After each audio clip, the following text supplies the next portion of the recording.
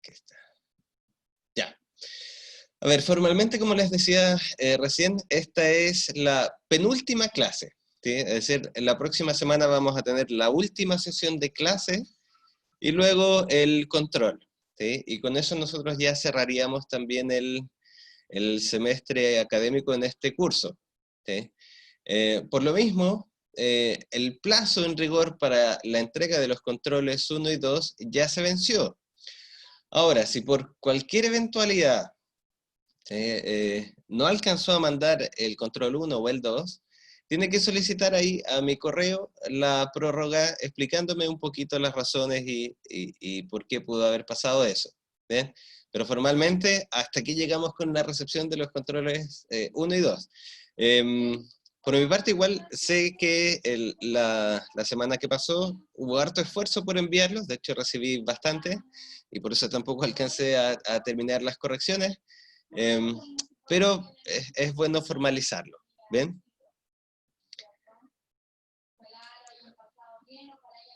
Profe, Dígame, Bastián. yo pensé que era como plazo libre, no había como un límite, o es un límite meramente formal, como que... Sí, originalmente habíamos planteado los controles 1 y 2 dentro de un plazo razonablemente extenso, ¿sí? Por eso no había puesto ningún límite concreto. Pero comenzamos a conversar la semana, si mal no recuerdo, antepasada, eh, la necesidad de colocar un límite a eso, porque en la práctica, si ya nos queda la siguiente clase y después la entrega del control 3, puede llegar a suceder eventualidades horribles como que de pronto usted me envíe los 3 controles juntos, ¿sí? O varios compañeros y compañeras. Entonces, en la práctica eso también implica que yo no voy a poder alcanzar a corregir ni cerrar en las fechas que corresponden. Por eso originalmente no tenían plazo, porque además cada escuela y cada carrera había vuelto con sus propios ritmos. Entonces por eso dijimos, bueno, organícense bien, disponga allí usted de sus tiempos, de sus semanas y envíelo cuanto pueda, ¿verdad? Pero por eso mismo eh, tampoco es que haya cerrado absolutamente la puerta a recibir más controles, pero es necesario poner un límite a eso, ¿sí? Por eso indico que formalmente el plazo se acabó, pero si por cualquier eventualidad usted no alcanzó, escríbame y coménteme la situación, Ya, bacán, gracias. ¿ya? Porque también hay que comprender lo que mencionaba recién Bastián, si no en realidad es muy difícil para mí corregir, muy difícil para ustedes tener dentro de las fechas necesarias las calificaciones listas, ¿sí? Entonces escríbame si no ha pasado allí todavía la entrega de los controles, ¿bien? Sí, o sea, es que yo me relajé con el 2, como que lo empecé a hacer hace harto tiempo, pero como que he ido muy paulatinamente, como leyendo otras cosas y como mejorándolo. Entonces ahora Eh, ya que tiene un límite, lo voy a terminar hoy, se lo mando hoy mismo, explicándole un poco más detallado lo mismo. de acuerdo, súper Bastián, ¿sí? Por lo mismo, sí, es más que nada como para ya ir acotando y que pasemos finalmente a la última evaluación y eso nos permita cerrar. Ya bueno. Muy bien, muchas gracias. Entonces, Profe, vamos, disculpe, dígame Isabel. es que yo le envié el control 2 junto al control 1 y como no había visto la nota del control 2, me había entrado la inseguridad si lo había recibido o no. No, sí lo Ya, recibí Isabel, ¿sí? Allí ya, bacán, solamente profe. estoy esperando, que en general prefiero corregir todos juntos y después decirles, ya los tengo todos listos. Entonces ahí me pueden pedir la retroalimentación. Ya, profe, muchas gracias. Ya. Vamos entonces a la última, ya penúltima sesión de lo que vamos a discutir en este curso, ¿sí? Em, a ver, básicamente ahora lo que vamos a presentar son algunas reflexiones, tal vez un poquito más contemporáneas de epistemología, de lo que ha acontecido dentro del esquema epistemológico, pero tampoco son las más contemporáneas, ¿sí? No son las reflexiones más actuales, ¿sí? No, Paloma, aún no tengo todas las notas del control 2, ¿ya? Así que espero tenerlas todas corregidas para decirles que ya están listas, ¿sí? Por lo mismo también quería poner una fecha ya concreta para dejar de recepcionar trabajos, porque en realidad se ha hecho un poquito difícil a cada rato corregir, recibir trabajos nuevos, volver a corregir, ¿sí? Como que uno se pierde también en eso, ¿sí? Vamos entonces con algunas reflexiones más contemporáneas de lo que se ha hecho en ciencias sociales, ¿sí? A ver, básicamente esta discusión de lo que vamos a discutir en la sesión de hoy día comienza con la siguiente frase que trata de reflejar un poco la idea que tenía la famosa escuela de Frankfurt, que probablemente por ahí la han escuchado, ¿sí? Y que va a constituir el foco central de hoy día, ¿sí? El tema parte con la crisis de la razón, ¿sí? ¿Qué puede significar eso? ¿Qué puede significar que la razón entra en crisis? ¿Sí? Si uno lo mira de esa forma, suena un poquito complejo pensar a qué puede significar eso, que la razón entra en crisis. ¿Quiere decir que nos volvimos de pronto locos y locas? No, ¿sí? Es más bien una reflexión que se hace desde esta escuela, la escuela de Frankfurt, sobre el rol que ha tenido la razón, ¿sí?, en el desarrollo de las ciencias y en el desarrollo de la cultura, y cómo sin darnos cuenta esa razón, de alguna manera, se volvió una especie de justificación para acontecimientos que en rigor son injustificables, ¿sí?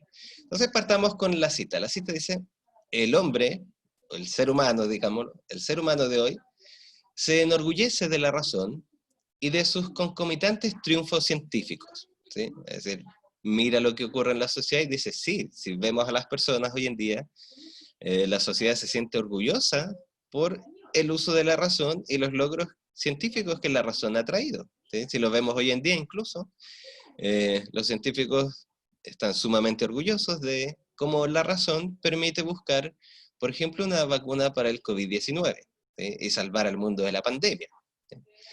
Desde la Ilustración en adelante, hemos creído como cierto firmemente que la razón y la ciencia eran vías de liberación.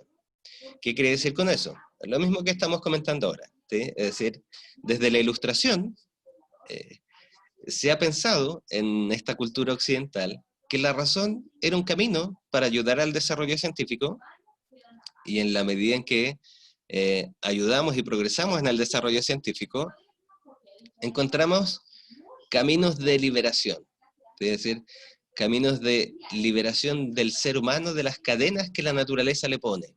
Por ejemplo, volvamos a la situación que les comentaba hoy en día. Esta liberación sería en relación a las cadenas que la pandemia pone al desarrollo humano. Es decir, todos y todas estamos ansiosos porque prontamente pueda, de alguna manera, terminarse las cuarentenas y retomar una vía natural de vida, por decirlo así. Y para ello descansamos en el avance de la ciencia, ¿sí? Sin embargo, dicen ellos, hoy, en nuestro tiempo, hemos descubierto la vertiente más sombría de la razón. Junto a sus grandes triunfos, es decir, no desconocen los triunfos que ha tenido la razón y lo que nos ha permitido, ¿sí?, ha engendrado una sin razón, ¿sí? La escuela de Frankfurt se impuso la tarea de definir la relación entre ambas. Es decir, la escuela de Frankfurt va a tratar de mostrar cómo la perspectiva que asumía que la razón era un camino de liberación del ser humano, de la naturaleza, finalmente cayó en justamente lo contrario, ¿sí? Un camino de sin razón, de vejación y de transgresión de la propia naturaleza humana, ¿sí? Es decir, la escuela de Frankfurt trata de hacer una mirada crítica, si queremos verlo así, del uso de la razón y las expectativas que tiene el ser humano en su propia racionalidad. ¿Me explico hasta ahí?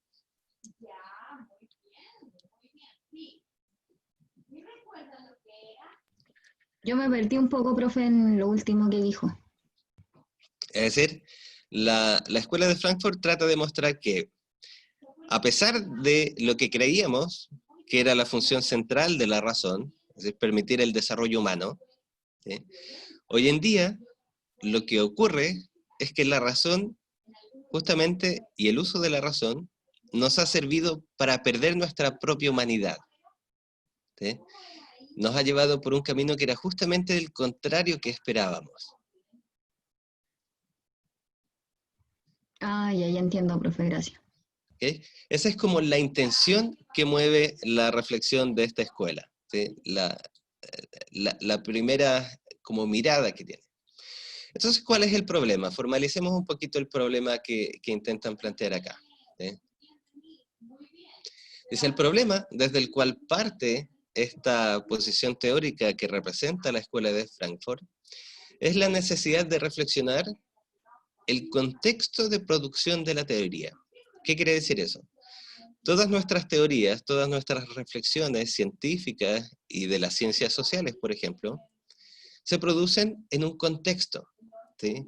Nosotros no reflexionamos desde el limbo o desde un espacio ideal y vacío. Reflexionamos desde una cultura. ¿Sí?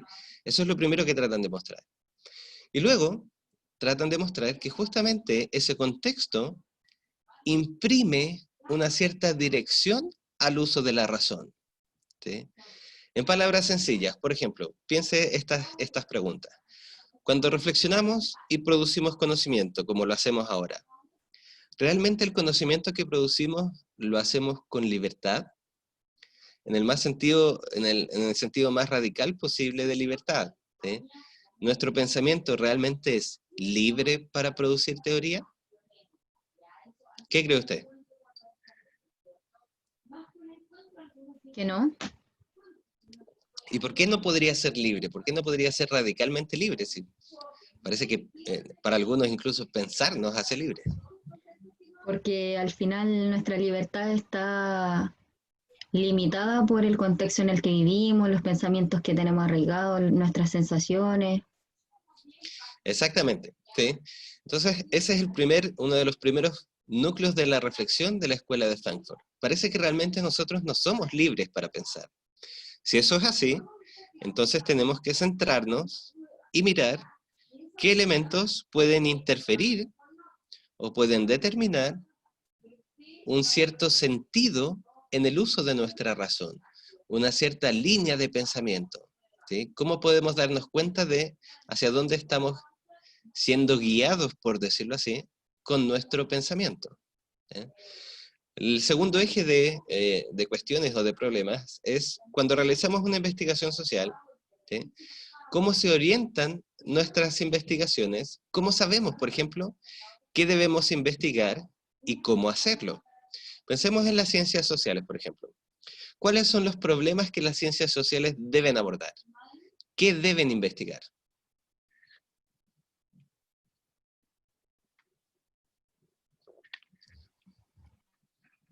Problemas que sean contingentes.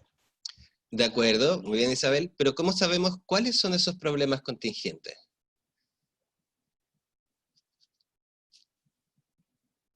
¿Quién nos Comprender muestra? el sentido que tienen los fenómenos sociales. Ya, muy bien Camilo, pero fíjese, muy bien lo que dijo, ¿sí?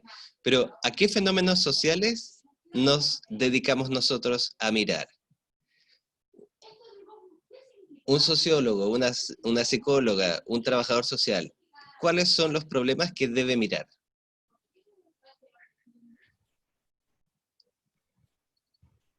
Los problemas de la sociedad, como que incluye la interacción entre las personas.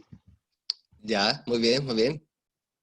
Si se fija, podemos decir eso, pero aunque no se quieren quemar mucho con lo que quieren plantear. ¿Sí? Está muy bien que me lo planteen de esa forma, ¿sí? Pero por ejemplo, a ver, solo para precisarlo, gran parte de los problemas que ve, por ejemplo, un trabajador social, o un psicólogo, o un sociólogo en el área de las ciencias sociales, tiene que ver, por ejemplo, con pobreza, desigualdad, situaciones de infracción a la ley, especialmente en jóvenes, ¿sí? Violencia y maltrato dentro de la familia, por ejemplo, y esos pasan a ser problemas centrales de las ciencias sociales. ¿Sí? Si usted ve sus propios espacios de discusión en sus carreras, gran parte de las discusiones van a velar o van a tratar sobre eso. ¿sí? Entonces aquí la Escuela de Frankfurt se pregunta, ¿y por qué realmente tenemos que investigar eso? ¿Y por qué tenemos que investigarlo de esa forma? ¿Sí? Por ejemplo, ¿por qué cuando abordamos la pobreza tenemos que abordarla como lo estamos haciendo ahora? ¿Qué me determina a mirar la pobreza de esa forma? ¿Sí?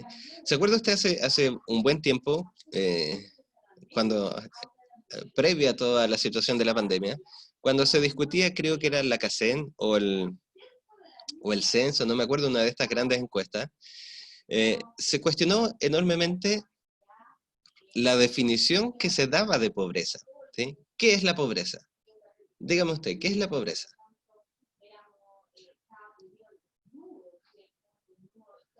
¿Carencia o falta de recursos básicos? Ya, muy bien.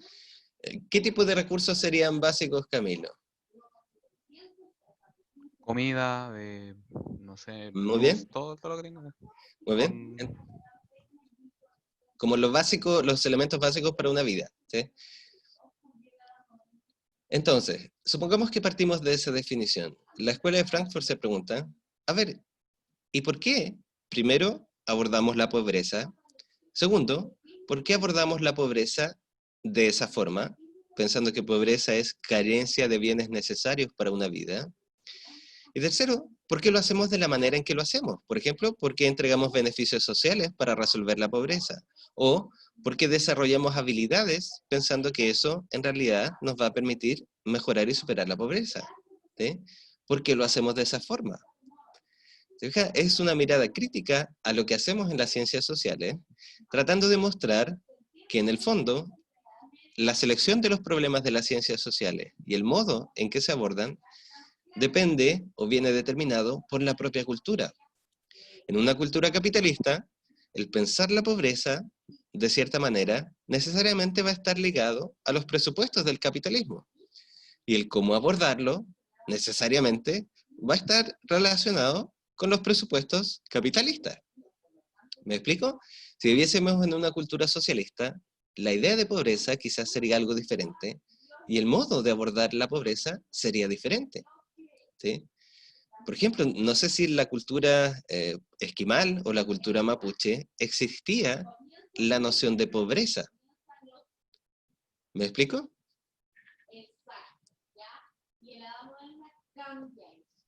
Sí, ¿Se fija? Entonces, hacia allá intentan guiar la reflexión. Constantemente van a estar tratando de mostrar que lo que hacemos en las ciencias sociales no es libre, sino que viene determinado por una cultura.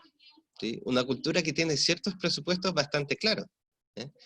Entonces, cuando desarrollamos nuestra labor profesional, desde el conocimiento que tenemos y en el cual me formé, ¿sí? Se preguntan, por ejemplo, ¿cuáles son los efectos que realmente tiene mi práctica? ¿Eh? La práctica de las ciencias sociales hoy en día, por ejemplo, ¿realmente tiene un efecto de superación de la pobreza? ¿Es eso realmente lo que quiere? Si ¿no? usted mira, ¿por qué no, Isabel? ¿Qué es lo que le puede indicar que en realidad parece que eso no fuese así? Porque en realidad como que las políticas de las ciencias sociales o lo que respalda las ciencias sociales tampoco genera un cambio en la situación social, pues tal vez puede hacer como un poco más llevadero todo o en la obtención de otras herramientas para poder vivir de eso, pero ya no es como desde una mirada asistencialista. Exactamente, se fija, es decir, uno podría mirar los años de ejercicio de las ciencias sociales y preguntarse realmente si lo que ha buscado las ciencias sociales desde nuestra cultura realmente ha sido superar esto que piensan que es la pobreza. Si no hay otro interés de fondo, si no hay otra dinámica de fondo, ¿sí? ¿Por qué? Quizás alguien podría preguntarse, en vez de superarla, parece que busca intentar calmar o ordenar los posibles conflictos sociales derivados de la situación de pobreza. ¿Sí? Entonces, la teoría crítica, la Escuela de Frankfurt, es sumamente reflexiva y cuestionadora sobre la labor que hasta ahora se ha realizado en el espacio de las ciencias sociales y de la cultura. ¿Sí?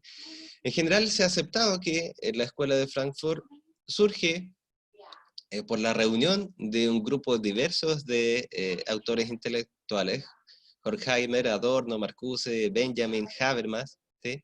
Un conjunto de figuras muy representativas que se reúnen en la escuela para hacer, como dice allí, un estudio de las industrias culturales, de la producción cultural en la sociedad capitalista y la cultura de masa. Es decir, todos estos autores se reúnen para reflexionar cómo la cultura es producida, ¿sí?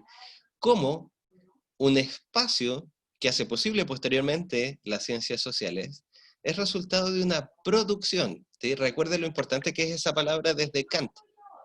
La producción es una producción siempre intencionada, siempre desde ciertos supuestos, y siempre con una cierta finalidad de fondo, ¿sí? Es decir, nuestras culturas, creen estos autores, ha sido producida, ha sido dirigida hacia ciertos fines, ¿sí? Y creen que su labor es justamente reflexionar el modo en que se ha ido produciendo. Tanto así que ha producido, como dicen ellos, una especie de cultura de masa, ¿sí? Una cultura donde las personas incluso resultan indistinguibles unas de otras, ¿sí? Eh, no sé, quizás la manera más clara de ver esto es también, por ejemplo, en las formas de vestir. Cuando usted quiere vestirse, ¿a dónde recurre?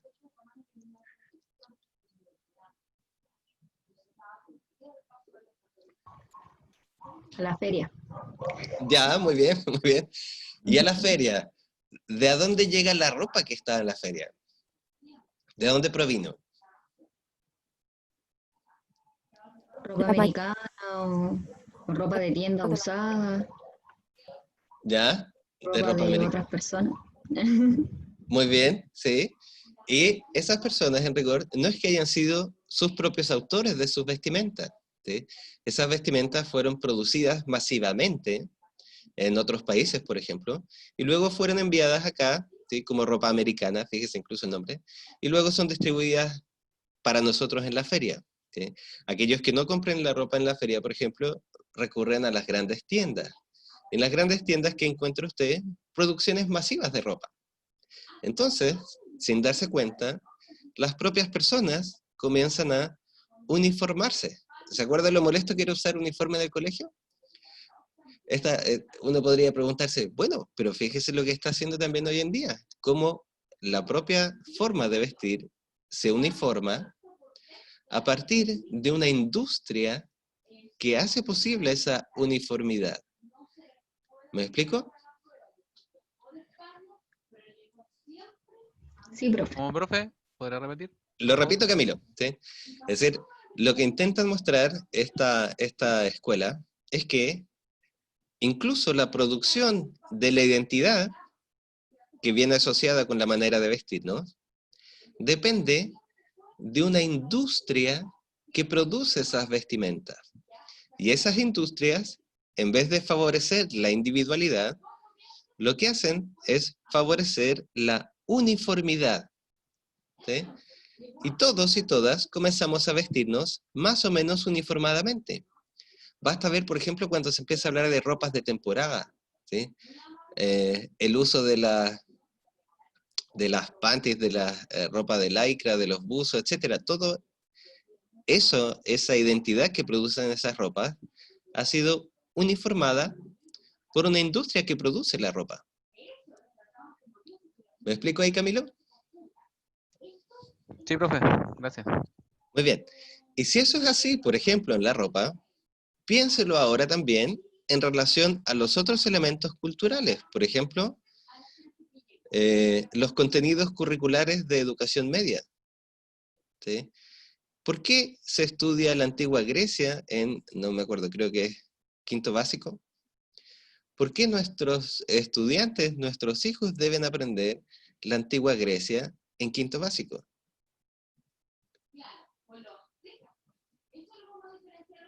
¿De dónde vino aquello?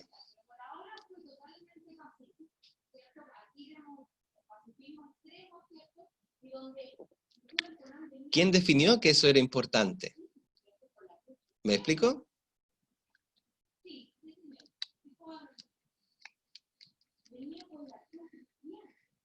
incluso si lo pensamos desde lo que estamos haciendo ahora, ustedes podrían preguntarse, ¿por qué nosotros y nosotras, como estudiantes de las ciencias sociales, estamos aprendiendo y se nos está enseñando sobre la escuela de Frankfurt?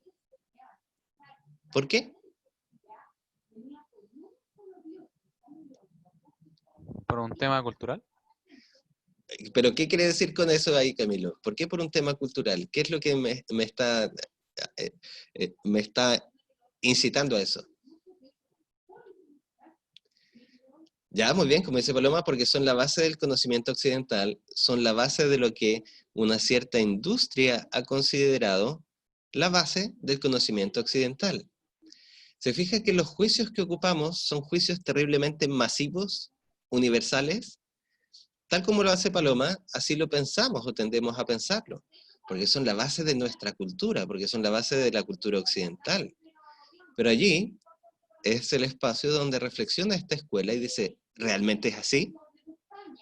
¿Realmente debiese ser así? ¿Sí? Entonces, como dice allí, el núcleo de la escuela de Frankfurt pretende hacer una discusión crítica, ¿sí?, que no acepta eso. ¿Qué significa crítico? Crítico significa que no acepta la naturalidad de las respuestas que nosotros tenemos a este tipo de preguntas, ¿sí?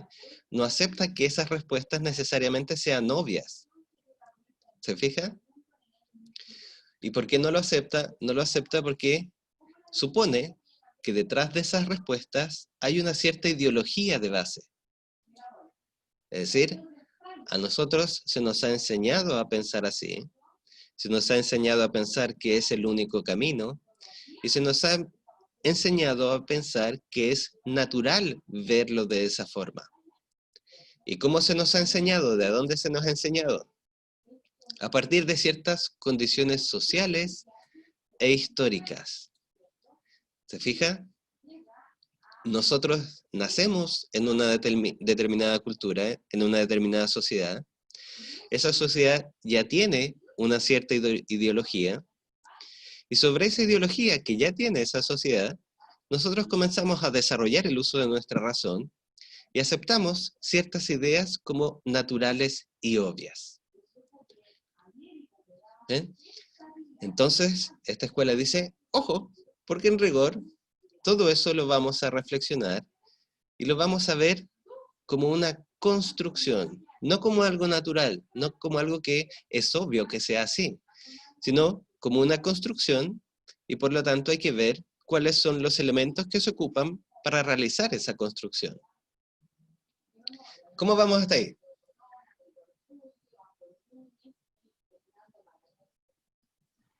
Bien, profe. Ya, muy bien. Entonces, esa es la intención de la Escuela de Frankfurt, eso es lo que pretende, ese es como el fin hacia el cual se está dirigiendo, ¿sí? ¿Cuál era el contexto que permitió a esta escuela plantearse y situarse? ¿Sí? La Escuela de Frankfurt surge también en un espacio cultural, ¿sí?, donde se estaban produciendo, como dice allí, enormes cambios en los procesos de industrialización, ¿sí?, cambios que de alguna manera eran brutales para la época, ¿sí? Profe, Dígame. ¿podría repetir los autores que fundaron la escuela, por favor? Sí, de acuerdo, tenemos a Horkheimer, Adorno, Marcuse, Benjamin y Habermas, ¿sí? En general esos son los autores que normalmente se enfatizan como, no sé si decirlo así, como ideólogos de esta escuela, ¿sí? En ese Gracias. espacio, no se preocupe Antonia, en ese espacio entonces de brutalidad de los procesos de industrialización, surge una sensación un poquito abismal, un poquito agobiante, ¿sí?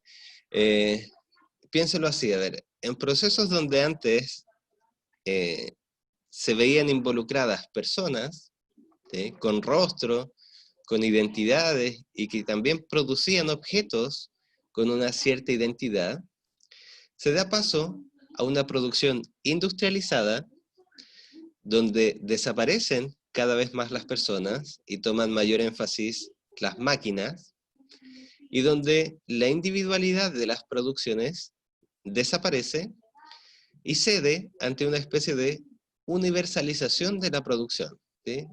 Por eso les mencionaba lo de la ropa. Si usted ve la foto allí, todas esas ropas que están colgando en los colgadores son una y la misma prenda, ¿sí? Están hechas y realizadas en tallas estandarizadas, ¿sí? De hecho, nosotros conocemos las tallas que existen.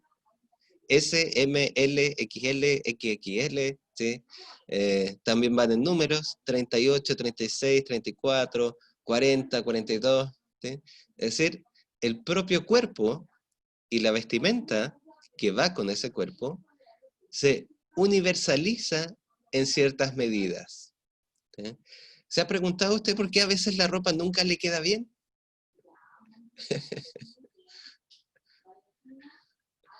¿Se ha preguntado en eso que puede sonar como tan básico y trivial? ¿Por qué la ropa no me queda bien? ¿Por qué la ropa no me ajusta como debiese? Yo también me lo pregunto, Paloma, ¿sí? Siempre, todos los días. Y hay una razón también para ello, ¿sí? La ropa que yo he visto es una ropa que responde a tallas universales, tallas estandarizadas, tallas que no se adecúan necesariamente a mi cuerpo, sino que se adecúan a ciertos moldes, patrones ideales, ¿sí?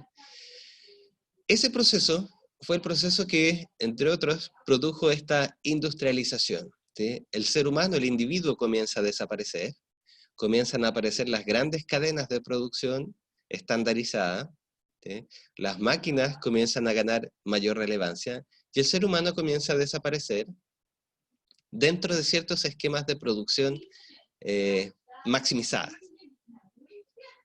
Entonces, la escuela trató de hacer una reflexión crítica y naturalmente, y esto también lo habíamos visto en otros autores, ¿se acuerdan cuando hablábamos de Gadamer? La crítica naturalmente tiene que posicionarse en otro lugar, ¿sí? La crítica tampoco puede surgir de cualquier parte, del vacío. La crítica surge también de una posición. Y la posición que toma esta escuela para hacer su crítica es el marxismo, ¿sí?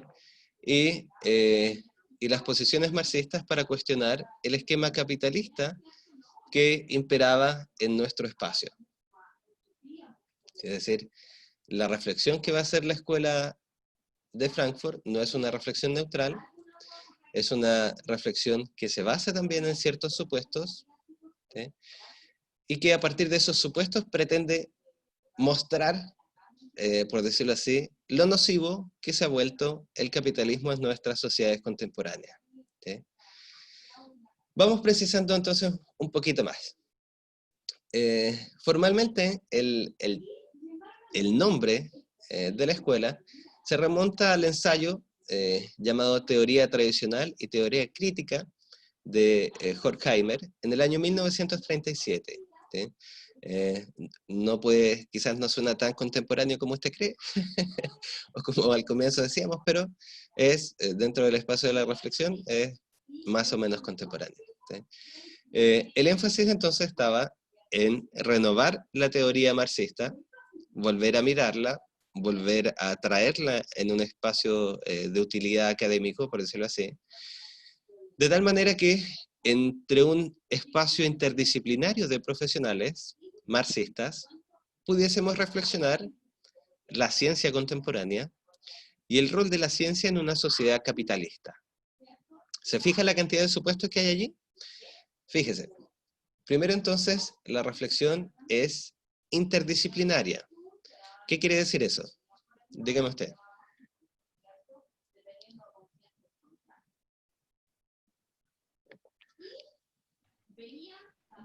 Que se basa en la mirada de varias ciencias. Muy bien. Y eso que dijo Isabel es muy importante. La mirada sigue siendo una mirada científica, ¿sí?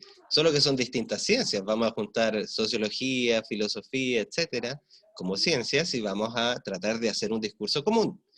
Pero esto es algo que va a marcar enormemente también el ejercicio de nuestras profesiones.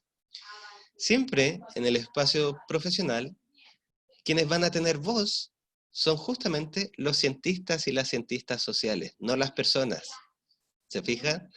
Esta reflexión, por muy crítica que sea, sigue teniendo un supuesto enorme, que es el que discutíamos al comienzo de este curso.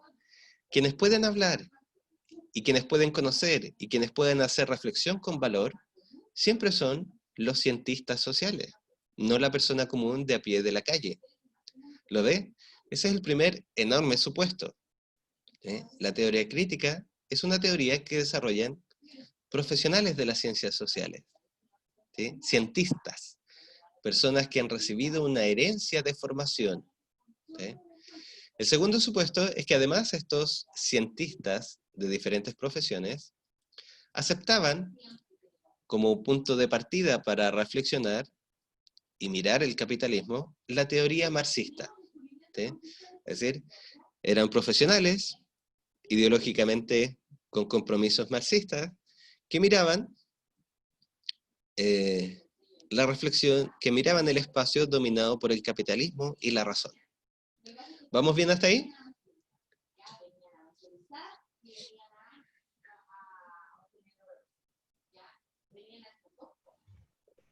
Sí, profe. Muy bien, vayan tomando nota de esos pequeños elementos, ya que siempre son importantes. El énfasis entonces, desde esa mirada, intentaba cuestionar los límites de lo que se llamó el positivismo, es decir, este esfuerzo por alcanzar una racionalidad neutra, ¿sí? Todopoderosa, dominante, ¿sí? Y Es todo lo contrario a Descartes, ¿cierto? exactamente, Camilo, ¿sí? Justamente están tratando de ir contra ese pensamiento cartesiano que dominaba lo que se llamó la modernidad, pero que curiosamente, dicen ellos, el capitalismo volvió a poner sobre la mesa, ¿sí? Volvió a traerlo y volvió a volverlo una práctica dominante en nuestras sociedades, ¿sí? Lo mismo que hablábamos de la ropa, ¿sí? Pensar que la ropa, porque obedece a una cierta idea universal, de tallas, de ideas y de formas de pensar el cuerpo, puede aplicarse a todos los seres humanos, es un ejemplo de positivismo, ¿sí? Pensar que todos los seres humanos pueden ser puestos en las mismas tallas. Fíjese lo burdo que es eso si uno lo mira así. Que todo ser humano pueda ser puesto y ordenado por tallas es una locura, pues. ¿Sí? Pero así de grotesco como suena, así de grotesco se establece, ¿sí? Entonces tratamos de hacer una reflexión sobre esa mirada y ver hasta dónde podemos llegar con la crítica. ¿Sí? Eso es más o menos lo que por allí sigue siendo la intención de esta escuela de Frankfurt. ¿Sí? Aquí tenemos a uno de los principales autores, como mencionábamos, Horkheimer.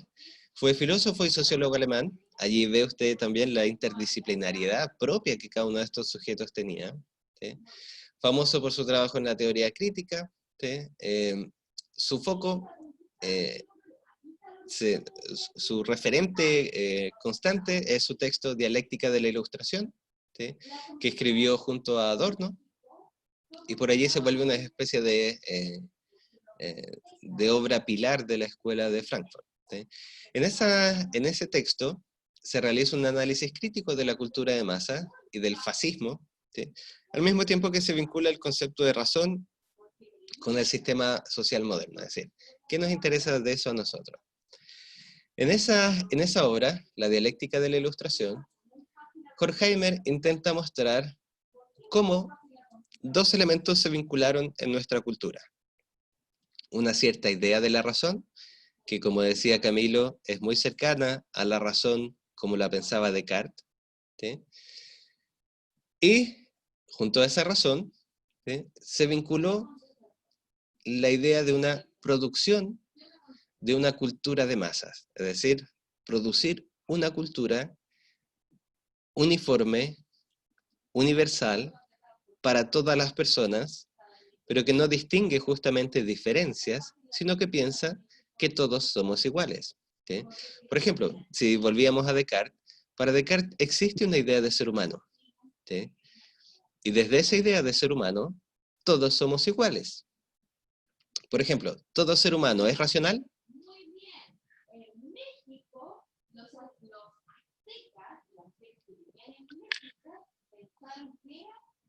En teoría sí. Muy bien, Camilo, en teoría sí. Entonces lo que dice esta cultura de masas es que, bueno, si todo ser humano es racional, entonces todos somos racionales y todos razonamos y todas razonamos de la misma manera. ¿Se fija que ahí está esta universalización, esta masificación del ser humano? Todos somos iguales, pero no en un sentido positivo, sino en un sentido que podría ser más bien nocivo, porque nos igualan, nos hace copias unos a otros, ¿sí? Entonces, en ese texto, Dialéctica de la Ilustración, Horkheimer y Adorno intentan mostrar cómo la razón fue llevada, guiada, para producir una cultura como la que tenemos hoy en día, una cultura de masas, ¿sí? Vea todos los elementos que nosotros tenemos. Por ejemplo, si usted va, hoy en día, si quiere ver algún programa, o si quiere ver una película, ¿de dónde sacan las películas?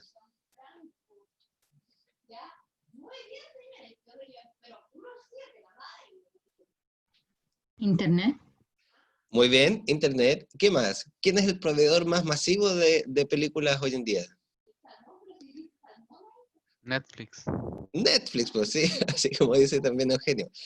Y Netflix tiene un catálogo que es más o menos genérico, ¿sí? Un poco de diferencia aquí, un poco de diferencia allá, pero muestra más o menos las mismas películas, series. Y fíjese lo que eso también implica. Cada película y cada serie que muestra Netflix muestra los mismos problemas a todas las culturas. Vea, por ejemplo, una película de relaciones de pareja en Netflix y va a darse cuenta cómo esa película va a mostrar ciertos problemas que ocurren en la pareja o ciertas formas en que la relación de pareja debiese darse. Y esa película se muestra aquí, se muestra en Estados Unidos, se muestra en Europa, se muestra en un conjunto de naciones diferentes, pero se universaliza ¿qué? ¿Qué es lo que está universalizando esa película? ¿Qué está produciendo masivamente?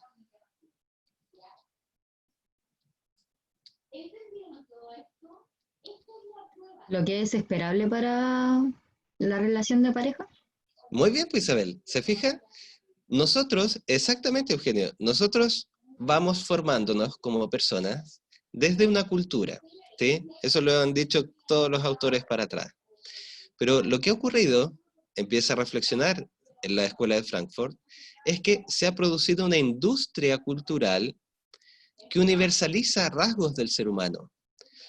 Todas esas películas universalizan tipos de relaciones de pareja, tipos de conflictos de pareja, y tipos de, incluso humor, tipos de palabras, tipos de lenguaje y de referencia. Todo eso lo está universalizando. ¿Se fija? Entonces, ese es el espacio que empieza a reflexionar la Escuela de Frankfurt. ¿Cómo es posible que nuestra razón nos haya llevado hoy en día a una cultura de masas de este tipo? ¿Sí? Donde parece que todo lo que escuchamos fuese igual en todas partes del mundo, que todas las formas de pensar las parejas fuese la misma en todas partes del mundo, ¿sí? Que incluso la forma de pensar fuese la misma en todas partes del mundo. ¿De dónde salió eso? ¿Cómo llegamos a esto? ¿Se fija? Eso es algo terrible si uno lo piensa de esta forma, ¿sí? Usted hoy en día cree que puede tener una relación de pareja con cualquier persona del mundo y asume eso porque asume que los términos en los que se va a dar esa relación de pareja son universales. ¿Lo ve? ¿A quién debemos? Profe, Dígame Camilo. es como lo mismo que pasa con Piñera o la gente de derecha o más de plata que ven como a todos como si fueran, todos estuvieran en su misma situación, así. Como que no Sí, existe pobreza. sí, muy bien. De hecho, en la práctica, la crítica que hace la Escuela de Frankfurt va incluso más allá, ¿sí? No es que solo las personas de derecha, podríamos decirlo así, tiendan a eso, sino que todos nosotros, independientemente de la ideología que creamos tener, hemos caído en esta especie de culturas de masas, ¿sí? Por ejemplo, Camilo, usted mismo lo dijo ahora. Si yo acepto lo que usted dice, yo estoy aceptando que toda persona que sea de derecha piensa igual que cualquier otra persona de derecha, ¿sí? Si le pregunto a los de derecha, van a decir, toda persona de izquierda piensa de la misma manera que cualquier otra persona de izquierda. ¿Te fijas? Entonces, la crítica que empieza a hacer la Escuela de Frankfurt es eso. ¿Por qué nosotros tendemos a pensar que cada una de estas personas es una especie de copia de la otra? ¿Qué me ha permitido pensar de esa forma? ¿Sí? Pensar en términos de igualdad y de homogeneidad. ¿Cómo es posible que para mí las personas desaparezcan detrás de un concepto? Yo digo las personas de derecha, las personas de izquierda, las personas más ricas, las personas más pobres. Se fija que ahí lo que yo hago es hacer que todas esas personas desaparezcan detrás de un concepto común. Si vemos eso en lo que hemos discutido, eso es casi Descartes. Eso es racionalismo más puro, el racionalismo más abstracto y más duro. ¿Sí? Pensar que todos somos tipos y ejemplos de un modelo universal. ¿Bien hasta ahí? Sí. Sí, profe. Ya, muy bien. Déjeme pasar aquí a la siguiente. Entonces, uno de los primeros resultados de esta reflexión, ¿sí? Fíjese que todas estas discusiones de la Escuela de Frankfurt y todas las discusiones que hemos tenido, simplemente las miramos desde un panorama muy general, ¿no? Hay muchos elementos que usted puede ir profundizando para cada una de estas escuelas, pero dada la diversidad que nosotros tenemos en el curso, siempre tratamos de dar una mirada más general que en lugar de que sea más profunda. ¿Sí? Entonces, ¿cuál es uno de los primeros resultados de esta investigación de la Escuela de Frankfurt? Lo primero que se dan cuenta es que la razón ha sido concebida como un instrumento. ¿Sí? Estas sociedades capitalistas, estas sociedades de producciones culturales de masa, ha ocupado la razón como un instrumento, como una herramienta. ¿Sí? Entonces, dice Horkheimer, advierte que la sociedad habría creado un concepto de razón, es decir, la sociedad capitalista habría producido una idea sobre nuestra racionalidad, que la define como un instrumento de dominio de la naturaleza y dominio del semejante. Clarifiquemos un poquito esos dos términos. ¿Sí? A ver, la razón entonces, dice Horkheimer, en nuestra sociedad ha sido vista como un instrumento. Pensémoslo así, a ver. Hoy en día estamos tratando de encontrar una cura, una vacuna para el COVID-19. ¿Sí? Entonces, ¿qué es lo que hacemos? ¿Qué es lo que hacen las personas y los cientistas que se dedican a ello? ¿Sí? Ocupan su razón con un fin. ¿Cuál es el fin? Conseguir la vacuna. ¿Me explico? La razón humana se ocupa y se dirige para conseguir un fin, que en este caso, en el ejemplo que estoy dando, sería conseguir una vacuna. ¿Bien?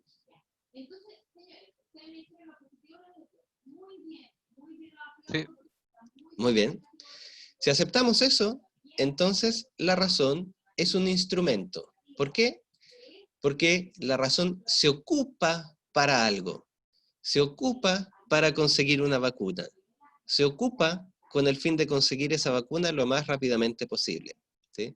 Y es un instrumento que pretende dominar la naturaleza, porque el virus es algo que surge en el espacio de la naturaleza y de los seres vivos, y a través de la razón yo intento dominarla, intento controlar la expansión del virus, intento erradicar su influencia en el ser humano.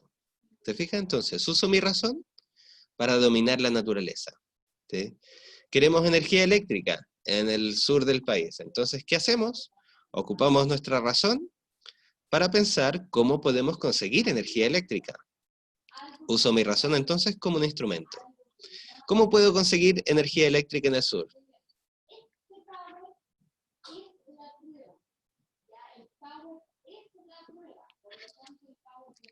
Muy bien, Eugenio, con represas. ¿Sí? Y las represas, si las miramos así, implican dominar la naturaleza. ¿Sí? Yo encauzo el río, ¿sí? ¿Y cómo sé cómo encauzarlo? Ocupo mi razón para saber cómo encauzarlo. ¿Sí? Pongo una enorme muralla a través de la cual el río va a fluir, y en su fluir produjo energía. Entonces, mi razón se ocupó como un instrumento para dominar la naturaleza. Eso parece ser muy claro. Pero además, dice Horkheimer, la razón se ha ocupado como un instrumento no solo de dominio de la naturaleza, sino de dominio del semejante. ¿Sí? Eso es bastante curioso y no es tan fácil de ver. Dice en una frase, no nos dábamos cuenta de la trampa en la que, al pensar esto, estábamos cayendo. Porque al dominar la naturaleza, el humano debe dominarse a sí mismo, reprimir lo que hay en él de naturaleza. Con ello se disuelve la individualidad creadora en la racionalidad económica. Veamos.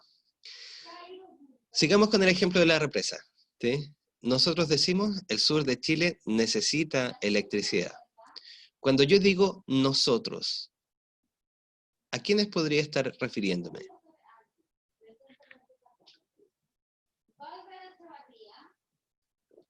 ¿Quiénes consideran que el sur de Chile necesita represas y Las electricidad? personas.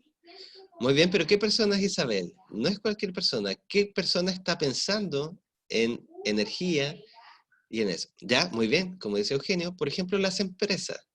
Las empresas dicen, para asegurar una capacidad eléctrica en todo el país, es necesario ampliar la red eléctrica.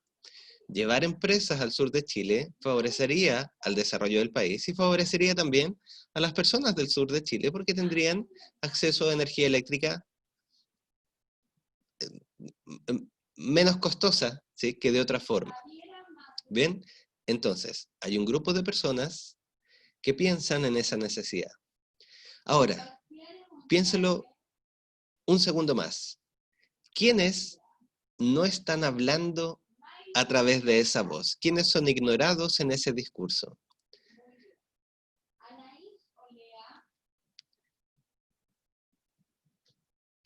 ¿Quiénes podrían no necesitar una represa? Muy bien, Eugenio, ¿sí? Los pueblos originarios, ¿sí?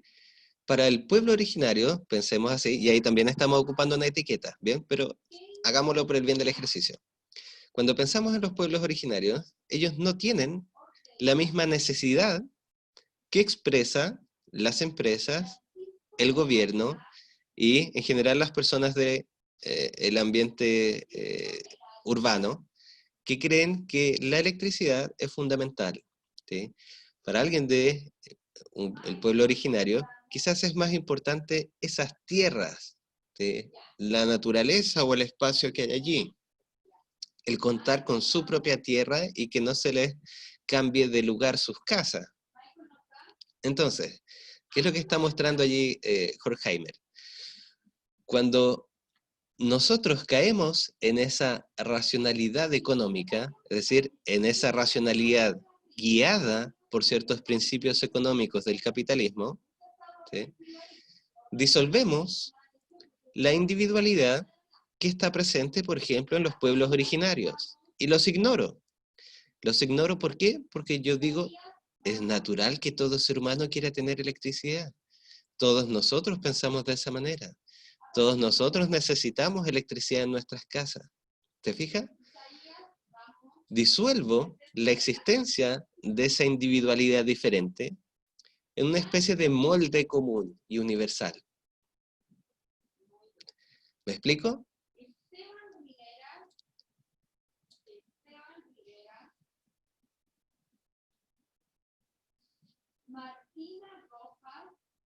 Sí, profe. Muy bien, Seba. ¿Sí?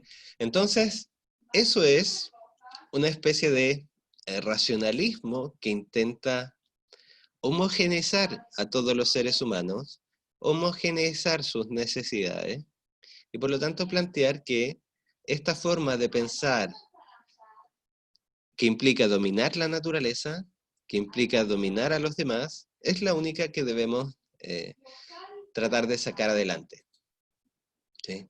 La razón entonces se vuelve un instrumento que permite a esas personas dominar a la naturaleza, como vimos en la represa, y dominar también al individuo y a los otros.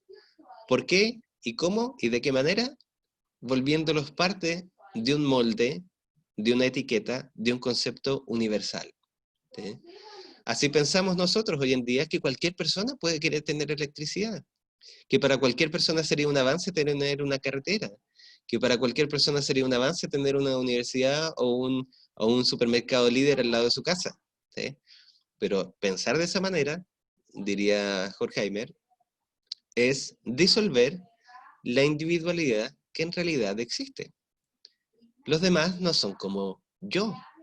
Los demás son individuos diferentes, ¿sí? El segundo elemento, entonces, tenemos el primer elemento de la escuela de Frankfurt, entonces, es ocupar la razón como un instrumento para dominar a la naturaleza y a las personas. El segundo elemento, derivado de eso, es que al ocupar la razón de esa forma, al ocuparla como un instrumento, ¿sí?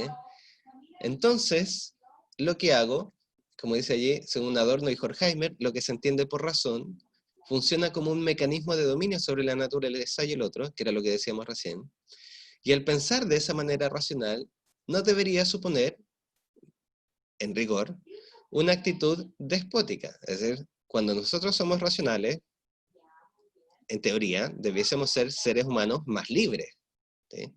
Pero en la práctica, esta manera de ocupar la razón, este concepto de razón dominante, ha funcionado, como dice allí, en relación a un sistema de poder cultural y político en el cual tener razón supone tener autoridad.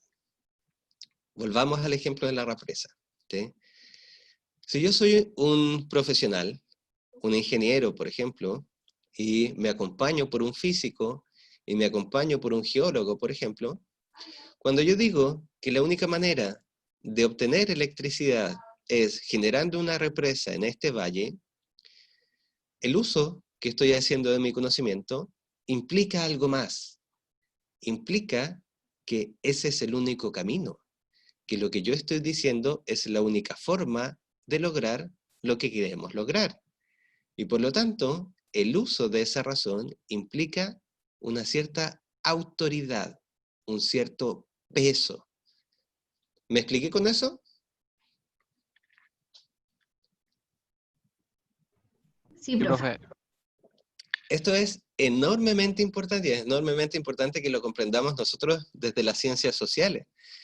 Porque el discurso de las ciencias sociales, como hemos discutido en todo el curso, es un discurso que pretende tener conocimiento sobre algo, pretende que ese conocimiento es verdadero, y también se ve afectado por la misma crítica que está haciendo la Escuela de Frankfurt. Pretende que, en la medida en que este discurso científico que tenemos en las ciencias sociales es verdadero, implica tener autoridad sobre las acciones de los demás. Por ejemplo, recordemos lo que pasaba en colegios hace un tiempo, ¿sí? Había un pequeñín en la sala de, no sé, tercero básico, cuarto básico. El pequeñín no podía quedarse tranquilo y quieto en su asiento durante la clase, ¿sí? Constantemente se paraba, intentaba ir a hablar con el compañero o la compañera que estaba un poco más allá. Y la profesora, al ver esto, ¿qué hacía?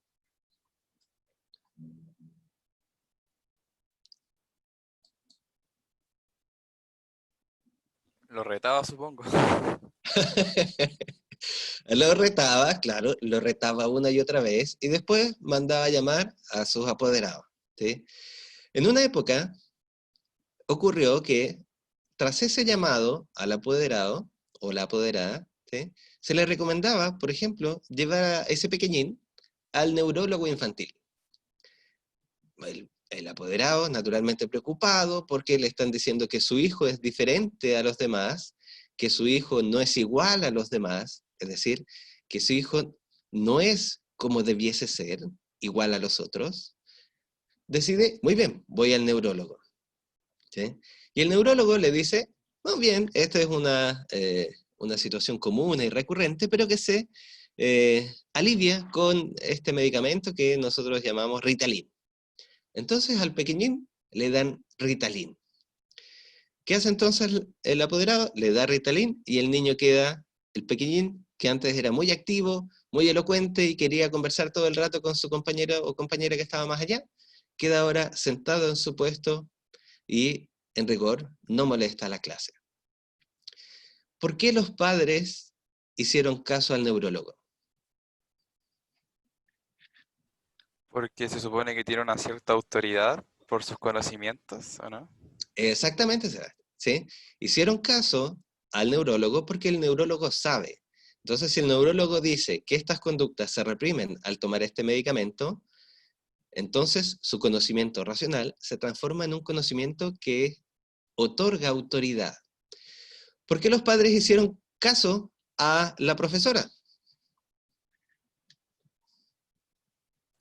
Por lo mismo, porque la profesora igual tiene una especie como de superioridad en su opinión con respecto a las clases.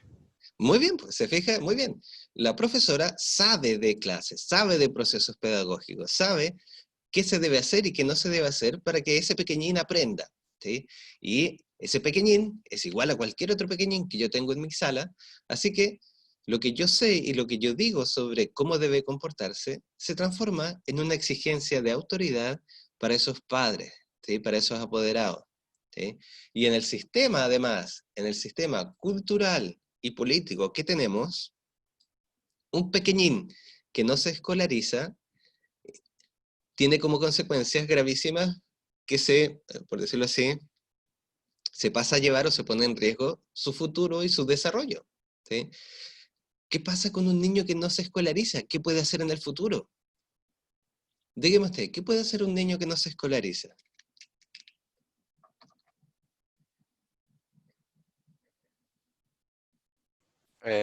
O sea, lo que nos hacen creer, entre comillas, es que no podemos ¿Sí? hacer nada, pues una persona que no estudia fracasó en la vida. Muy bien, Sebastián, ¿sí? Incluso nosotros mismos, ¿sí? Usted está estudiando una carrera, yo estudié una carrera, todos y todas estamos bajo el mismo dominio de la cultura de masas que nos dice, si usted no estudia, si usted no tiene una carrera profesional, no puede desplegarse en esta cultura que nosotros tenemos y por lo tanto su subsistencia está en juego, ¿sí? Entonces, la racionalidad, y ese era nuestro segundo punto, implica en el uso de estas culturas de masa una cierta autoridad, ¿sí? Tener razón implica tener autoridad para exigir acciones, para demandar acciones, para impedir otro tipo de acciones, ¿sí? Entonces, dice allí, es por esto por lo que el poder del conocimiento científico se pone al servicio de intereses dentro de un sistema autoritario. Es decir, eh, en su momento, incluso acá en nuestro país, se cuestionó enormemente cómo finalmente las decisiones de gobierno, las decisiones políticas, en rigor no pasaban tanto por criterios políticos, sino que pasaban más bien por criterios técnicos. Y mucha gente discutía si en realidad los que gobiernan el país son los técnicos o son los políticos, ¿sí? ¿Quién define las políticas públicas en nuestro país? ¿El ministro de Hacienda, ¿sí? Como economista, o el presidente de la República? ¿Quién cree usted?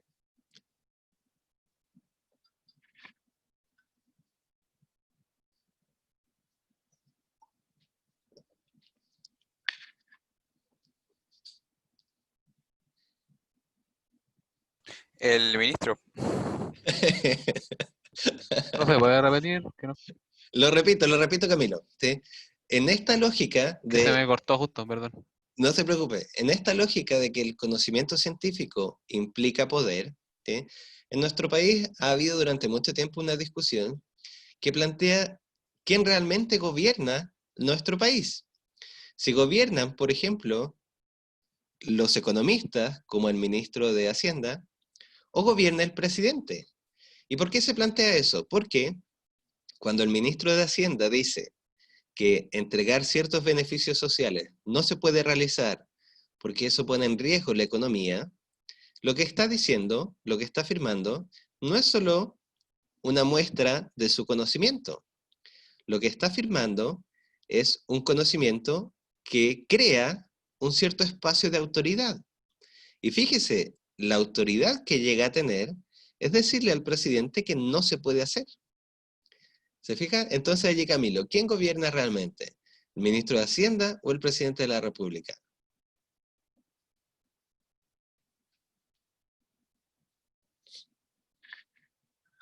Muy bien, Paloma, ¿sí? Los economistas.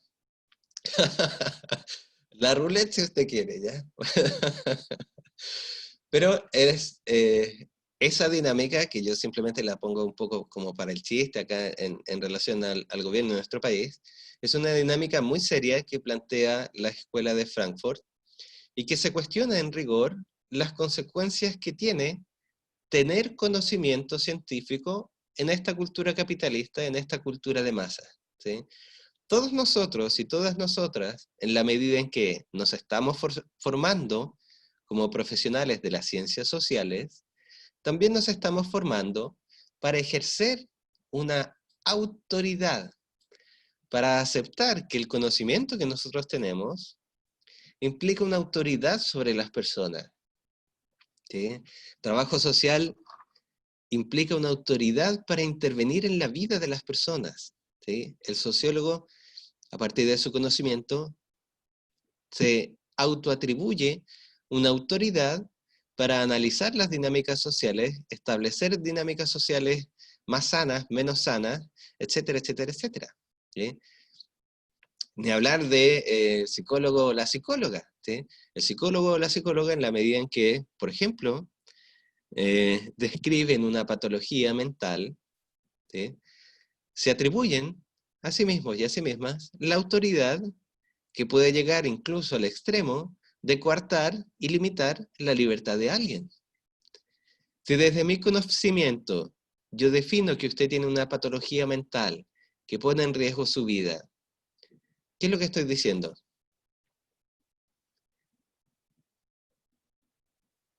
¿Qué es lo que me estoy atribuyendo como capacidad mía?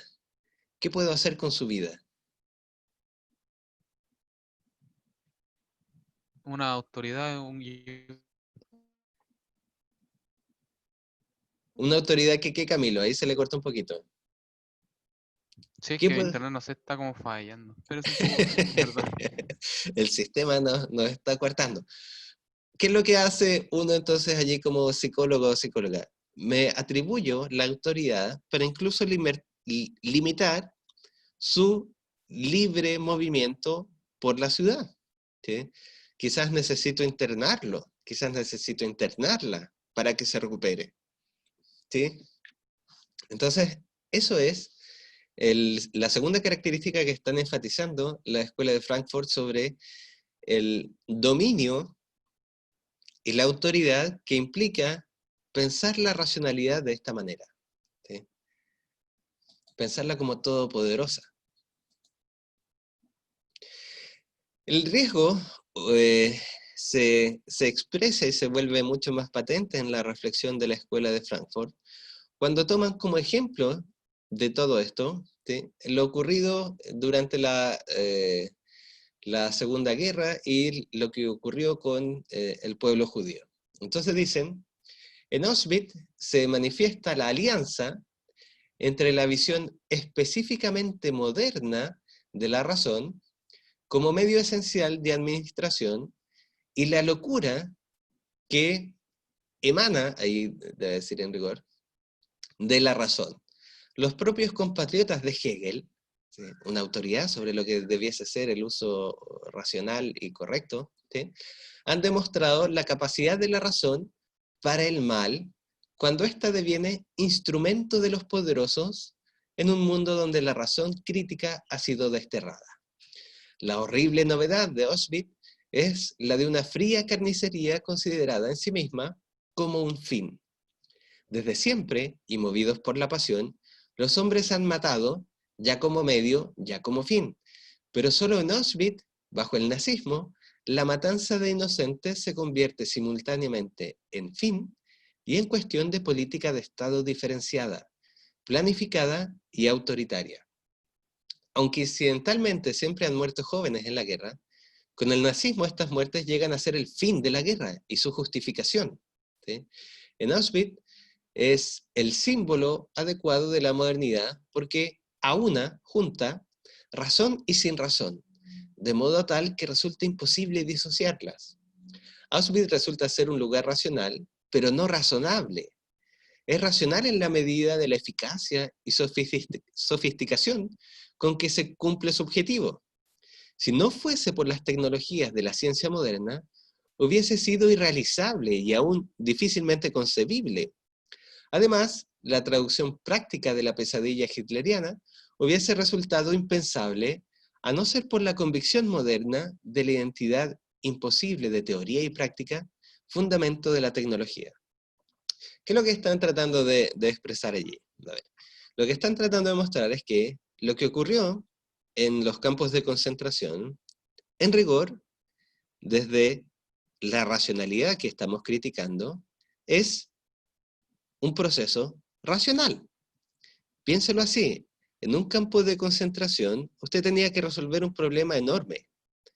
¿Cómo puede sostener, ¿sí?, a una enorme cantidad de personas ordenadas, retenidas, ¿sí?, mantener con vida a aquellos que deseaban mantener con vida, permitir la muerte de aquellos que usted deseaba terminar con su vida, ¿sí?, y que todo eso ocurriese, ¿sí?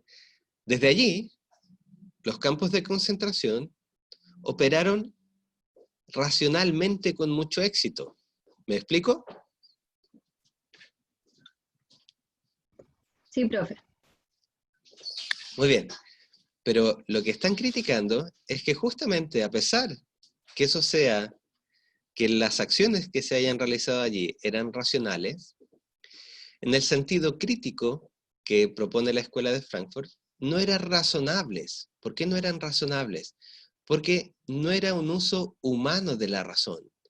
Era un uso instrumental que permitió generar una atrocidad como la que se vivió, ¿sí? Ordenar a un montón de gente, permitir y llevar a esas personas a la muerte sin que las otras personas se sublevaran, ¿sí?, sin terminar con la coexistencia de todo el campamento, ¿sí? Es un logro racional, tremendo, ¿sí? Pero no es humanamente aceptable. Entonces lo que están mostrando es que el sistema capitalista hace más o menos lo mismo, ¿sí? El sistema capitalista produce sistemas racionales. ¿Se fijan? Todo lo que vemos es muy racional. Las autopistas, los procesos, los horarios de trabajo, el tipo de profesiones, todo es muy racional, ¿sí? Es racional pedir que la exigencia de una represa en el sur de Chile, es racional, ¿sí? Pero no es razonable, no es humanamente aceptable, porque al hacerlo, estamos pasando a llevar la dignidad y la diferencia de un ser humano con otro, ¿sí? Eso es lo que estamos cuestionando.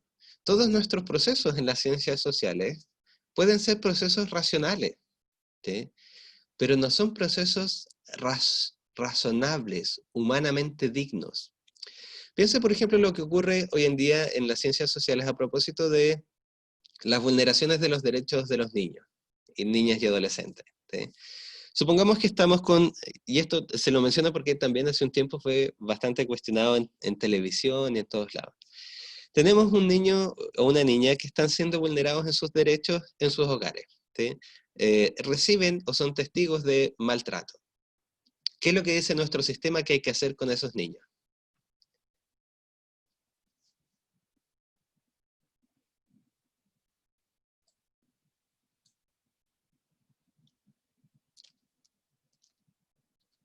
¿Qué hacemos con esos niños que están siendo maltratados en sus hogares? O son víctimas o testigos de maltrato en sus hogares. ¿Qué se hace? ¿Se les puede permitir que sigan en sus hogares? Exactamente, Eugenio, ¿sí? Los quitamos, los separamos, ¿sí? Los sacamos del espacio de vulneración. Eso es racional, ¿sí? ¿Cómo podemos permitir que un niño siga sometido a un espacio de maltrato? ¿Bien? Pero, ¿a dónde los llevamos? Los sacamos del espacio de sus padres, pero ¿dónde los dejamos?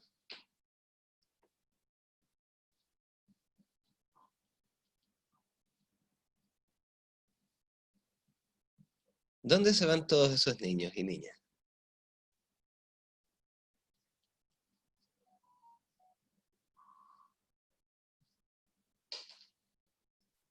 Exactamente, ya, muy bien, Eugenio, es posible que se adopten, si no siempre ocurre eso, pero se llevan a hogares de protección donde, por ejemplo, como dice Eugenio, si después de un determinado tiempo sus familias no han logrado los cambios que se les han pedido, ¿sí?, se vuelven susceptibles de adopción.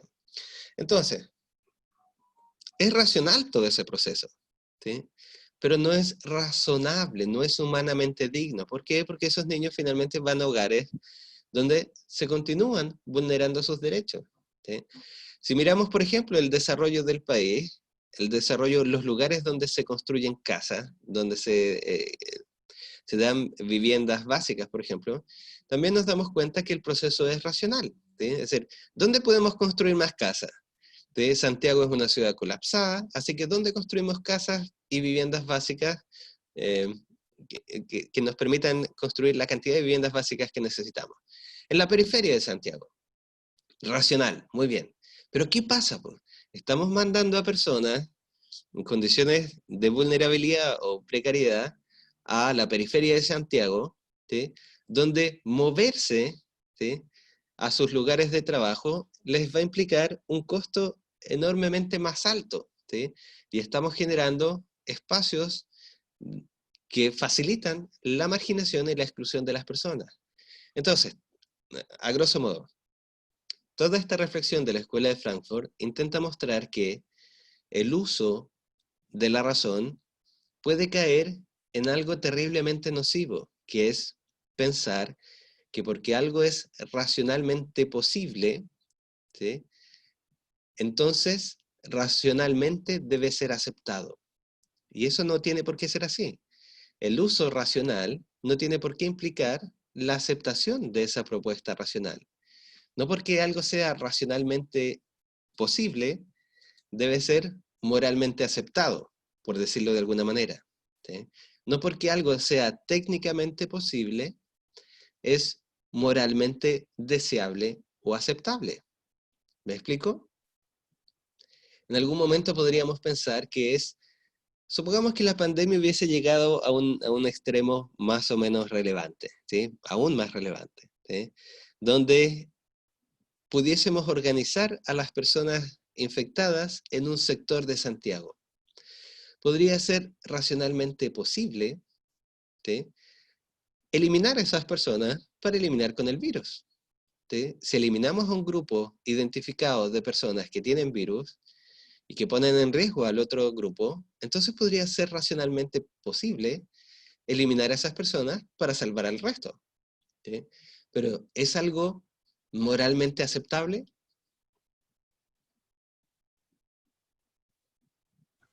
No. No, pues, se fija, eso es lo que está tratando de poner en juego esta escuela de Frankfurt, ¿sí? Un determinado uso de la razón no tiene por qué volverse necesariamente en una afirmación de autoridad que todos y todas debamos aceptar, ¿sí? Adorno fue otro de los grandes autores de esta escuela de Frankfurt, ¿sí? Básicamente a través de su obra La dialéctica de la ilustración. En su prólogo dice, lo que nos habíamos propuesto era nada menos que comprender por qué la humanidad, en lugar de entrar en un estado verdaderamente humano, se hunde en un nuevo género de barbarie, ¿sí? ¿Cómo es posible que, siendo todos racionales como lo somos, nuestra sociedad funcione tan barbáricamente como lo hace? ¿Sí? ¿Cómo es posible eso? ¿Sí? Eso era lo que querían, de algún modo, tratar de averiguar y resolver, ¿sí? Aquí simplemente vamos a mencionar este concepto. Dice, lo que él propone como dialéctica negativa en ese texto es una forma de dialéctica que trata de salirse del esquema hegeliano clásico, el esquema de diálogo entre opuestos, que acaba en una síntesis reconciliadora para hacer hincapié en aquellos aspectos negativos, en los flecos sueltos de la historia, en lo que no tiene nombre, en el desfavorecido. A ver, le voy a explicar un poco esa frase para que se entienda. Adorno está tratando de discutir con Hegel y la tradición hegeliana, que básicamente tenía una hipótesis que era que nuestra cultura o el espíritu del mundo avanza progresivamente cada vez a estados superiores más altos y de mayor desarrollo, ¿sí? Y ese avance se produce en una especie de dialéctica. La dialéctica para Hegel era un movimiento de nuestra cultura y del espíritu humano que cada vez lograba superarse al enfrentar contratiempos, obtener soluciones a esos contratiempos y alcanzar estados cada vez más elevados. ¿Sí?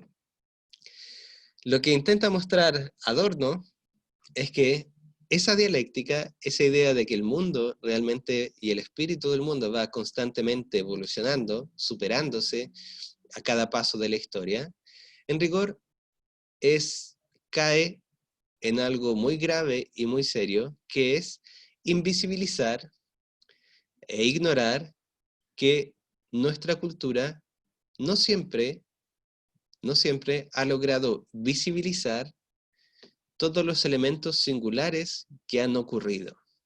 ¿Sí? Es decir, pensémoslo de esta manera. A ver, ¿qué sabemos de la historia de Chile nosotros? Sabemos lo que hemos recibido en nuestras clases de historia, sabemos lo que hemos recibido, si usted es historiador o está formándose como historiador o historiadora, lo que ha recibido en su proceso de formación profesional, ¿sí?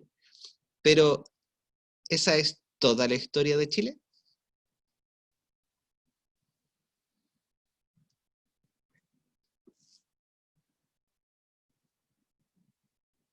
¿Qué se nos está olvidando en esa historia?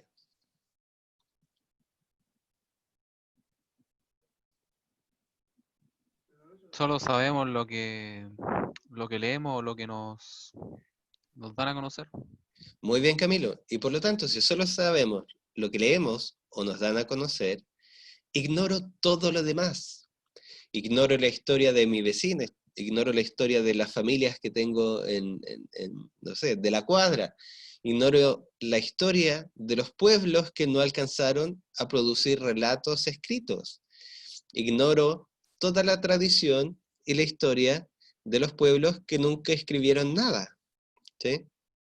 Entonces Adorno está mostrando que la historia cultural de nuestras naciones, en rigor, ha invisibilizado y ha ignorado todos esos pequeños huecos que deja la historia, ¿sí? Todos esos pequeños vacíos que quedaron sin narrar y que quedaron sin ser considerados.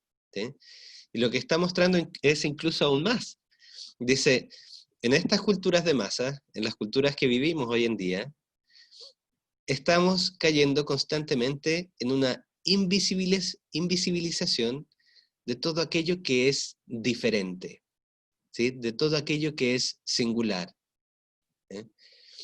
Y tenemos que darnos cuenta de eso. Tenemos que darnos cuenta que cuando hablamos de los estudiantes, estoy ocupando una categoría, un molde, para pensarlos a todos y a todas, pero que en realidad está dejando enormes vacíos.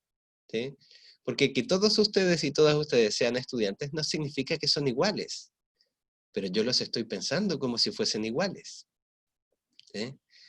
Entonces, reflexiona críticamente sobre eso y trata de mostrar que en rigor la vida misma, la vida del ser humano, nunca puede ser apresada por conceptos.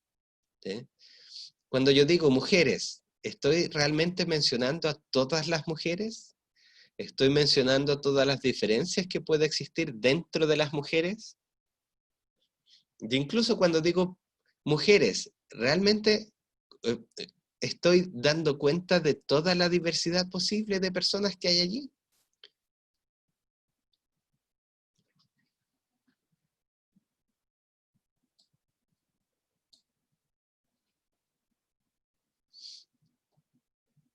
¿Sí? Entonces, el discurso profesional, dice Adorno, inevitablemente se deja dominar por esta lógica racional, por esta instrumentalización de la razón, y tiende a apresar a su objeto de estudio, tiende a volverlo una cosa para dominarla. ¿Sí? El psicólogo, cuando habla de paciente, al ocupar ese concepto, está tratando de dominar a ese otro. El profesor, cuando habla de estudiante, o la profesora, cuando habla de estudiante, está ocupando ese concepto para dominar al otro, ¿sí? Para apresarlo, para fijarlo. ¿Sí? Esa práctica, dice Adorno, es un ejercicio de poder del discurso profesional. Usted constantemente está tratando de hacer eso. Piensa, por ejemplo, lo que hace un historiador al narrar el pasado, al narrar las experiencias del pasado. ¿Sí? Intenta conceptualizar, fijar un relato para dominar el propio pasado, para decir qué ocurrió, para decir esto es lo que realmente ocurrió. ¿Te fijas? Incluso trata de dominar el propio pasado, detenerlo, como dice allí, inmovilizarlo. ¿Sí? Pero dice Adorno, la diferencia y la excepción siempre va a emerger, siempre va a aparecer. El mundo de la vida siempre se va a tratar de presentar como excepciones, ¿sí? Frente al discurso profesional, como casos que no pueden ser apresados dentro de este discurso profesional. ¿Me explico?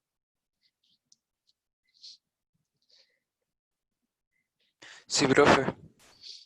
Entonces, muy bien, Seba, eso es un riesgo gigantesco que tienen nuestras profesiones en el espacio social. Dejarnos caer en esta tentación de una lógica discursiva racional, ¿sí? Que por un momento nos hace creer que dominamos al otro. ¿Sí? Por un momento me hace creer que yo realmente sé quién es mi paciente. Me hace por un momento pensar que yo realmente sé quiénes son mis estudiantes. ¿Sí?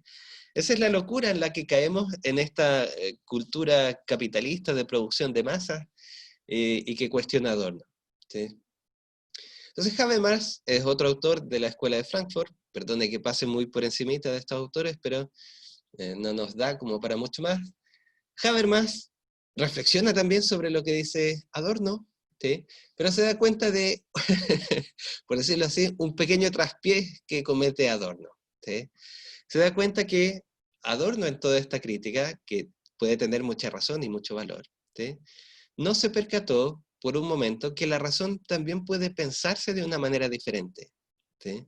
Podemos usar y podemos mirar, más que usar, podemos mirar la razón y los procesos racionales de manera diferente. Entonces, su propuesta está más bien en mostrar que la razón, más que descubrir cómo es el mundo y cómo son las cosas, el verdadero núcleo y el verdadero centro valioso de la razón es que ella es una habilidad o una capacidad que permite establecer, como dice allí, comprensiones comunes. El gran logro de la razón, más que descubrir la verdad sobre el mundo, es permitirnos llegar a acuerdos. ¿Sí? Habermas entonces trata de mostrar que el uso racional, el uso de la razón en todas nuestras ciencias, más que permitirnos conocer lo que la realidad es, nos permite establecer acuerdos y comprensiones comunes para vivir en nuestra realidad. Me explico bien con esto porque es muy importante que se comprenda la diferencia. ¿Sí? Nuestra razón, dice Habermas, no nos permite saber en rigor cómo es el mundo. Nos permite establecer un acuerdo común para vivir en este mundo. Es decir, si nosotros como sociedad deseamos construir una comprensión del mundo donde existen patologías mentales, muy bien mientras lo aceptemos, muy bien mientras todos estemos de acuerdo en que eso existe. ¿Sí? Pero va a llegar un momento en el que como sociedad y como cultura vamos a decir, las patologías mentales no deben existir más, porque en realidad vulneran, no sé, la dignidad de las personas. Entonces dice Habermas, lo que va a ocurrir allí es que nuestra razón va a abordar, va a abocarse a producir una comprensión diferente de ese mundo, que nos permita vivir en él. ¿Sí? Profe, Dígame, Camilo. entonces, según Habermas, la razón tendría como un sentido comunicativo. Exactamente. La razón entonces lo que permite es comunicarnos entre nosotros, y esa comunicación tiene un fin último, que es permitirnos una comprensión común. ¿Sí? ¿Se acuerdan lo que decía Gadamer? Que en rigor nosotros nos movemos en interpretaciones. Habermas asume un poco eso, solo que establece que la cualidad central de la razón, más que descubrir, ¿sí? es establecer acuerdos, comunicarnos para llegar a un acuerdo sobre cómo es el mundo que vivimos. ¿Sí? ¿Se fija? Eso es muy honesto si uno lo mira de esa forma. ¿Sí? Nosotros como seres humanos no descubrimos el mundo. Establecemos acuerdos sobre lo que es el mundo y cómo debemos vivir en ese mundo. Y esa es la función central de la razón. Entonces la crítica que hacía Adorno está muy bien, dice Habermas, ¿sí? Descubre que la razón ha sido instrumentalizada, se ha transformado simplemente en un medio para conseguir cosas, pero dice, se equivoca Adorno al pensar que esa es la única forma de razón.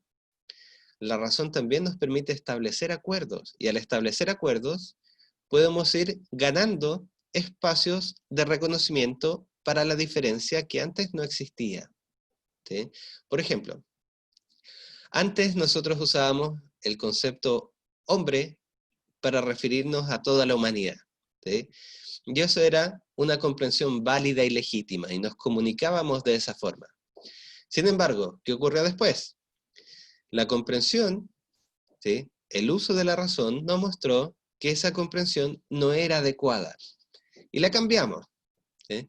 Y ahora aceptamos, por ejemplo, que hombres y mujeres son parte de un concepto quizás más amplio y general que podemos llamar seres humanos, pero que al hablar de hombres no estamos incluyendo a todos en ese término y a todas en ese término.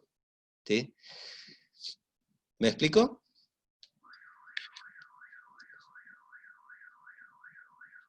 Sí, profe. Muy bien. Entonces, si yo les preguntase ahora, si aceptamos esta noción de Habermas sobre la razón y la producción de conocimiento, ¿qué es lo que hace su profesión? ¿Qué es lo que busca su profesión?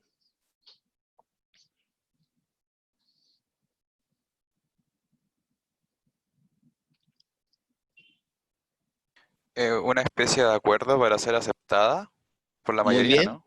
muy bien, en el campo propio de su profesión. Por ejemplo, si yo soy sociólogo, lo que haría la sociología, según Habermas, es establecer comprensiones comunes, ¿sí? Lo que hago racionalmente dentro de esa ciencia es establecer una comprensión común que pueda ser aceptada dentro de la propia sociología y dentro de la sociedad como un conocimiento válido. Eso es lo que hacen, ¿sí? No descubren relaciones humanas en su esencia, no descubre lo que la realidad misma es, sino que produce comprensiones validadas socialmente. ¿Se fija que tiene su, su consecuencia importante lo que propone Habermas y nos hace vernos mucho más humildes? Dígame, Camilo. Sí, le voy a decir que tiene que haber entonces como un tipo de acuerdo entre los sujetos para que se dé el olvidé el concepto que iba a ocupar. ¿Cuál? Para que se dé el conocimiento adecuado, Sí, para que se dé exactamente. ¿Sí? Exactamente es lo que propone él, entonces es que lo que debemos buscar no es un conocimiento verdadero en rigor, ¿sí? Es una comprensión adecuada, es una comprensión validada, es una comprensión que todos y todas podamos aceptar como legítima para describir el mundo en el que vivimos. ¿Se fija? Y eso es muy humano, ¿sí? Es muy, incluso es muy bonito si uno lo ve así, ¿sí? No se preocupe, Isabel, ¿sí? Muchas gracias, ¿sí? Recuerde que la grabación allí va a quedar, así que no se preocupe, si nos quedan unos minutos nomás, ¿sí? Entonces Habermas dice, lo central, en rigor, es que debemos tratar de describir en nuestras ciencias el mundo de la vida, ¿sí? El mundo de la vida siempre es mucho más diverso, mucho más diferente de lo que de alguna manera podemos siempre apresar. Así que debemos hacer un esfuerzo constante por tratar una y otra vez de establecer acuerdos y procesos comunicativos que nos permitan validar la producción de conocimiento que hacemos de este mundo de la vida, ¿sí? Es decir, la vida es valiosa, la vida es diversa, la vida es enormemente singular, y lo que hacen las ciencias es tratar de ir produciendo conceptos, nociones y acuerdos que describan esa diversidad. Pero es muy importante notar que esa diversidad nunca se agota, ¿sí? El mundo de la vida nunca se va a agotar en las descripciones que hacemos en nuestras ciencias, ¿sí? Entonces, básicamente, ¿qué es lo que debemos buscar? Debemos buscar siempre, en el desarrollo de nuestras ciencias, una racionalidad que sea comprendida y aceptada como una forma de entendernos, y con el fin de validar este discurso junto a los otros.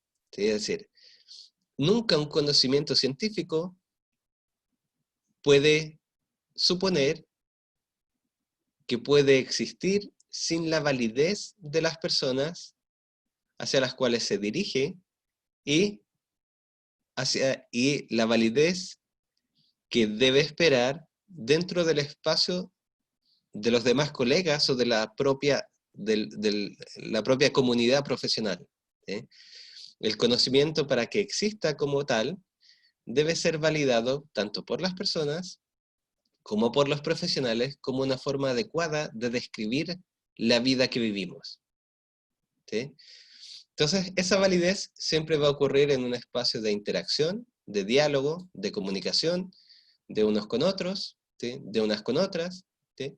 Y ese va a ser, en la práctica, el objetivo de nuestras acciones al interior de las ciencias sociales, ¿sí? Construir un conocimiento intersubjetivo. ¿Por qué intersubjetivo? Porque se da entre mí, entre las personas, entre los colegas. Un conocimiento intersubjetivo que sea válido, es decir, que las personas acepten, ¿sí? Y que nos permita describir el mundo de la vida que vivimos, ¿sí? Hasta aquí, jóvenes. ¿Cómo están? ¿Cómo quedamos? Bien, profe, aunque tengo una duda. Dígame eso. O sea que nosotros no tenemos problemas con respecto al ejemplo que usted dio de la ropa, porque socialmente lo aceptamos. Exactamente, eso era lo que justamente, esa es la crítica que hace la escuela de Frankfurt. Nosotros aceptamos lisa y llanamente la ropa y la homogeneidad de esa ropa, porque aceptamos los criterios de universalidad de este sistema capitalista. Aceptamos que todos somos iguales. Entonces, cuando la ropa a mí no me queda, yo digo, quizás yo soy el problema, ¿sí? Quizás estoy muy gordo, muy flaco, pero no me pregunto lo contrario. Quizás la ropa, en rigor, no respeta mi singularidad y mi diversidad. Entonces, a lo mejor las desconformidades que existen con el sistema capitalista es porque a la gente que no entra dentro de lo correcto se siente excluida, ¿no? Exactamente, ¿sí? Ahí entonces la teoría crítica dice, justamente, y eso le diría a Adorno, todas esas expresiones de disconformidad de las personas son una expresión que le está diciendo a este sistema capitalista de producción de masas que yo no soy como usted me describe, ¿sí? Entiéndame, yo soy diferente de lo que usted cree, yo soy diferente del modelo que usted quiere imponerme. No me vea como un igual a los demás, yo soy diferente, ¿sí? Eso es lo que dice Adorno. Somos diferentes, cada individuo es diferente, cada realidad es diferente, y por lo tanto, esa pretensión del sistema capitalista de uniformalizar, de volvernos a todos como parte del modelo, no corresponde. Ya, ahora me quedó más claro. Gracias. Bien, y por lo tanto allí, siguiendo como ese hilo se va, la propuesta de Habermas sería, debemos dejar de tratar de pensar que debemos encontrar modelos uniformes y grandes esquemas para pensarnos, y tenemos que abrirnos a un diálogo que nos permita construir entre todos una mirada válida para nuestra vida. Y esa mirada válida hay que ir reconstruyéndola constantemente en un diálogo, ¿sí? Porque nunca va a cesar.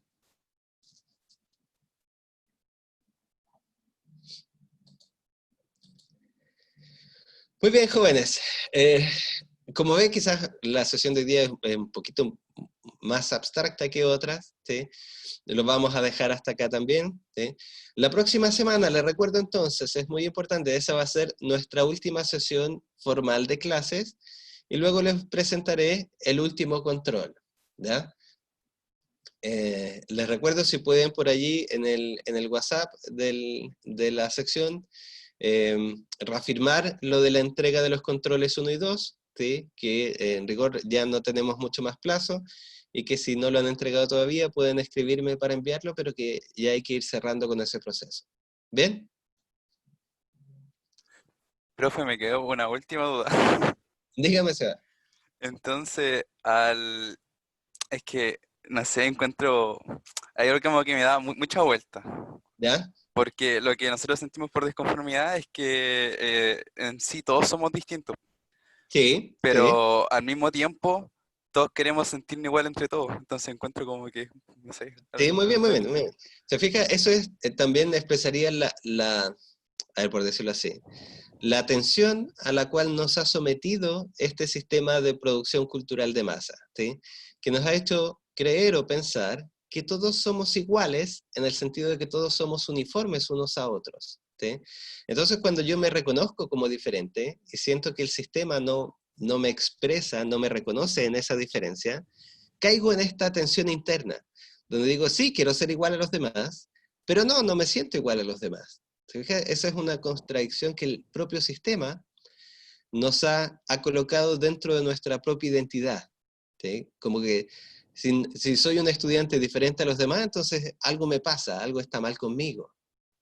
¿Te fijas? Ya, sí, porque esa duda me había quedado vuelta porque era un poco como contradictorio o sea, lo que sucedía. Claro, claro. Por eso es la propuesta de Habermas es también valiosa en ese sentido, porque nos obliga a pensar un proceso de reconstrucción de esas identidades, ¿sí?